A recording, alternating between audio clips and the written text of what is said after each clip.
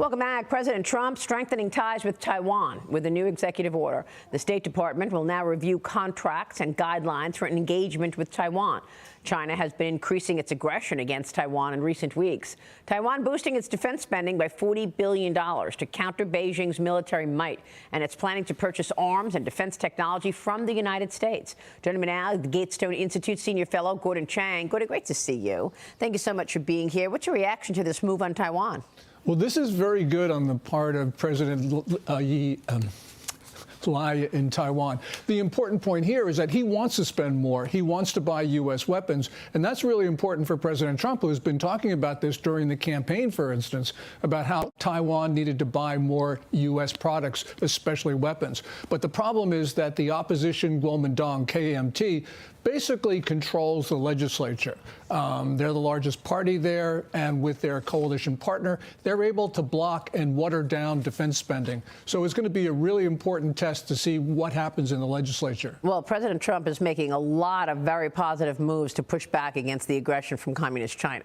And one of them is partnering and strengthening these ties. But China's foreign minister met with his Russian counterpart in Moscow yesterday to reaffirm their global partnership. This coming just hours after U.S. and Russian officials negotiated for 5 hours at the Kremlin yesterday, coming out of that meeting with no agreement on Ukraine. We're still waiting here, but it's interesting to see these red lines being drawn with China cozying up to Russia, continuing to. Yes, and it was no coincidence that you have the Chinese foreign minister, Wang Yi, in Moscow at the same time that Witkoff and Kushner were there. And remember, this is the same Wang Yi that in early July told the EU counterpart, Kaja Kallas, that China does not want the war in Ukraine to end. And there, Witkoff and Kushner are trying to end the war. So you can see that Putin is probably being influenced by the Chinese not to do anything to stop the fighting. Well, it's interesting because China is partnering with Russia at the time that Japan is partnering with the United States.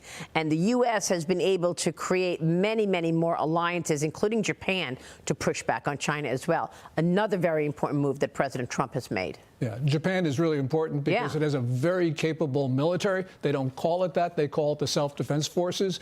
China right now has picked this fight with Japan. Japan has not backed down. And the Chinese right now are hysterical. And I think one of the reasons why Wang Yi was in Moscow was to enlist Russia in its rhetorical fight against Japan.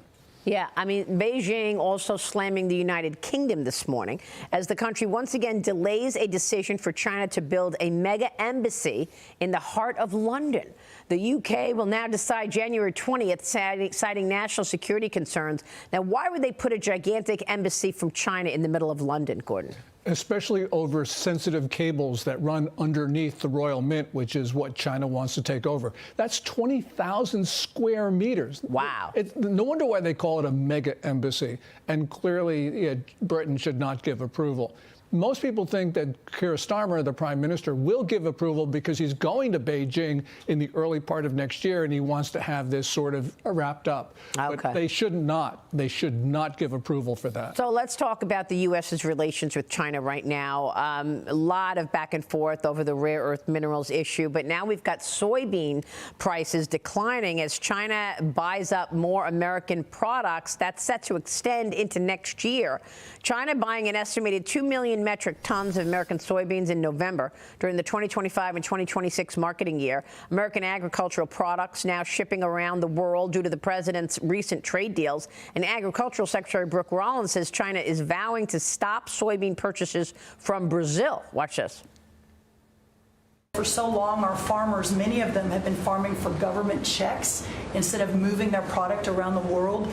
These trade deals change that forever. Just a couple of days ago, China announced that they were going to halt all purchases from Brazil because they had found some irregularities in some of the soybeans they're buying from Brazil.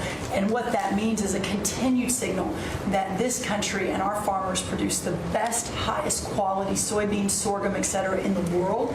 And what you've been able to do is open those markets up. So what do you think, Gordon? Are they keeping their promises on soybean purchases? Well, they're buying more soybeans, but they're not buying enough to meet their commitment of 12 million metric tons by the end of the year. Now, the Treasury Secretary yesterday said, well, China's on track to meet it by February of next year. Well, That's not the commitment. That the wasn't the commitment is the end of this year. So clearly we got a problem. Also, you know, Bessent actually told you when you interviewed him that there would be a rare earth deal by Thanksgiving. Well, that hasn't happened either. So I think China is playing the Trump administration, and it's time for President Trump to start imposing higher tariffs to say to the Chinese, we're not putting up with this delay.